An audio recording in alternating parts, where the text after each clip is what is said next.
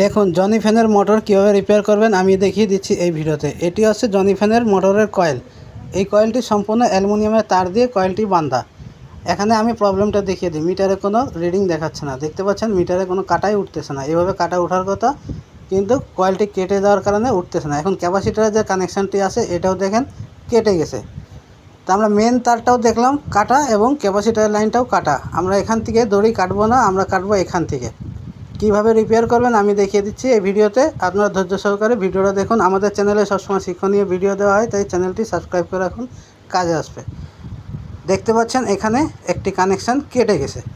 এই কানেকশানটা কেটে যাওয়ার কারণে এখানে লাইনটি ঢুকতেছে না। এটা কিভাবে রিপেয়ার করবেন আমি দেখিয়ে দিচ্ছি। এখানে এই তারটাকে আমরা আগে বের করে নিব। অনেক সময় দেখা যায় এই লিড কানেকশান থেকেই কেটে যায়, যার কারণে লাইন পায় না, মোটর চলে না। দেখতেই পাচ্ছেন এখান থেকে তারটি কেটে গেছে। আমরা খুব সহজে এটাকে